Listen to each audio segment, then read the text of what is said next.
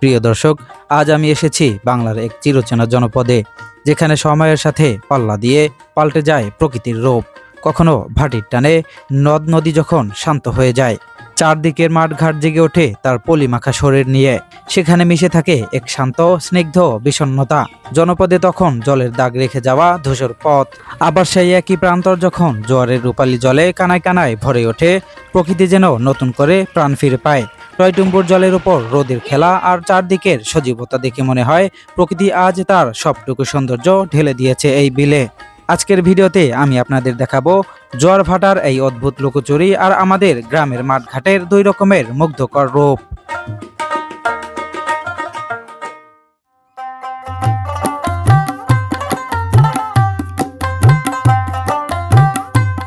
দর্শক দেখুন, এই জমিটি এখন পানির ছোঁয়া ছাড়াই কতটা শান্ত। এখানে পলিমাটির ধূসরতা নয়, বরং মাঠ জুড়ে বিছিয়ে আছে সবুজ ঘাসের গালিচা। ভাটির এই সময়টাতে জমি যখন জলমুক্ত থাকে, তখন চারপাশটা এক স্নিগ্ধ রূপ ধারণ করে। সবুজের এই সমারোহে হাঁস মুরগিগুলো কি চমৎকারভাবে ঘুরে বেড়াচ্ছে। ঘাসের আড়ালে লুকিয়ে থাকা পোকামাকড় আর খাবার খুঁজে নিতে ওদের যে ব্যস্ততা, তা দেখতেও কিন্তু দারুণ লাগে।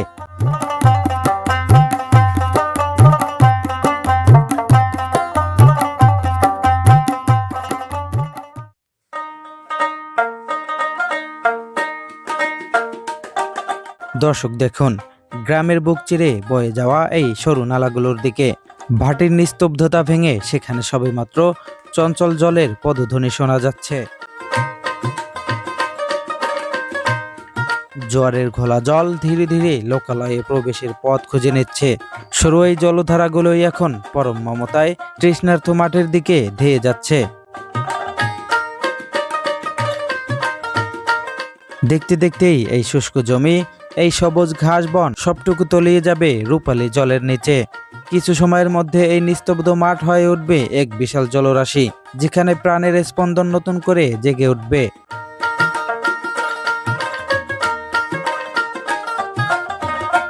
সময়ের সাথে সাথে পাল্লা দিয়ে বাড়ছে জলের উচ্চতা।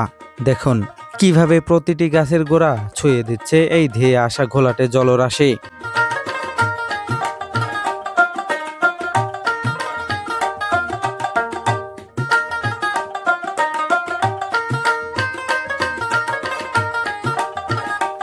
কিন্তু এই রূপ পরিবর্তনের আড়ালে ছোট ছোট প্রাণগুলোর টিকে থাকার এক নীরব যুদ্ধ শুরু হয়েছে।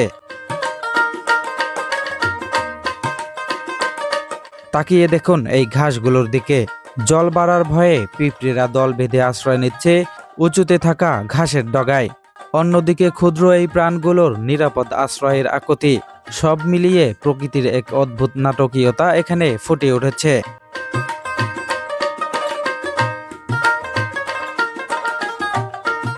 জলের ঢেউ যখন সবটুকু দখল করে নিচ্ছে, তখন এই ছোট ছোট ঘাসের ডগাগুলোই হয়ে উঠছে তাদের পরম চরণভূমি।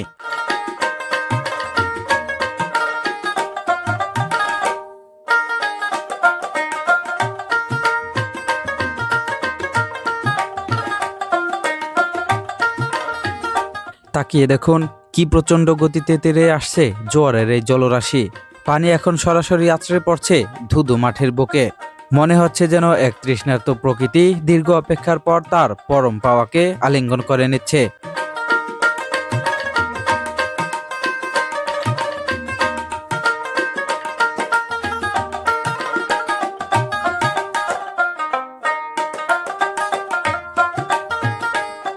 এখন যে সবুজ ঘাসের গালিচা আপনারা দেখতে পাচ্ছেন, ঠিক কিছু সময় পরেই তা বিলীন হয়ে যাবে এই ঘোলাটে জলের গভীরে। এই যে এখনকার স্থির দৃশ্য, আর কিছুক্ষণের মধ্যেই তা হয়ে উঠবে এক থই থই অপার জলরাশি।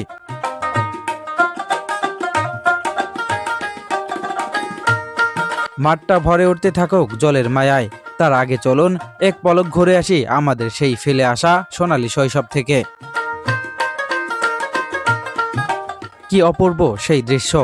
শরীরের সমস্ত শক্তি আর মনের সবটুকু আনন্দ নিয়ে দামাল ছেলেরা মেতে উঠেছে নালার ফুলে ফেঁপে ওঠা জলে।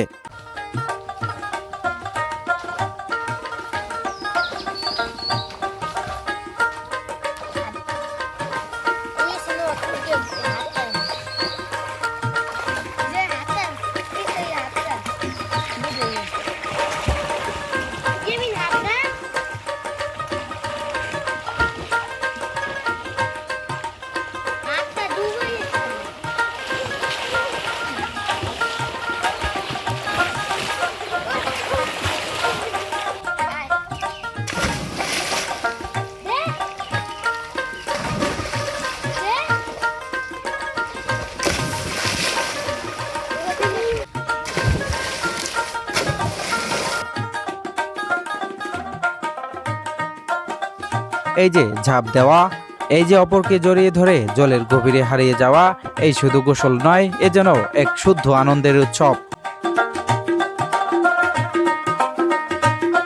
মাটির সোদা গন্ধে আর জোয়ারের জলে মিশে আছে আমাদের সেই হারানো দিনগুলো।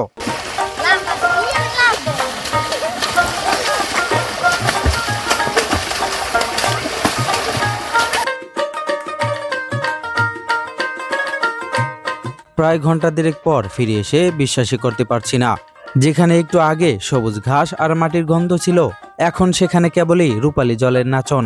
চারপাশটা আজ যেন জলের চাদরে ঢাকা পড়েছে। মাঠ যখন এভাবে কানায় কানায় ভরে ওঠে, তখন প্রকৃতি এক রহস্যময় আর নতুন রূপ ধারণ করে।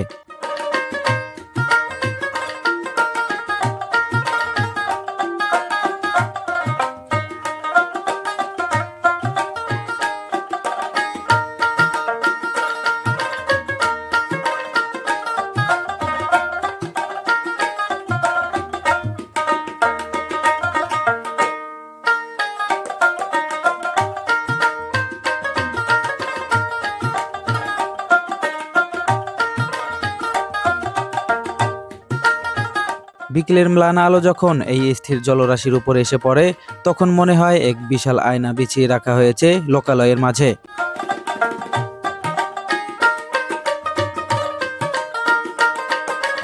জোয়ার ভাটার এই চক্র আমাদের শেখায় জীবনও ঠিক এমন, কখনো শূন্যতা, আবার কখনো পূর্ণতার জোয়ারে ভাসতে থাকা। প্রকৃতির এই অপরূপ দৃশ্য আমাদের মনে করিয়ে দেয় বাংলার প্রতিটি কোণ কতটা মায়াময় ঘেরা।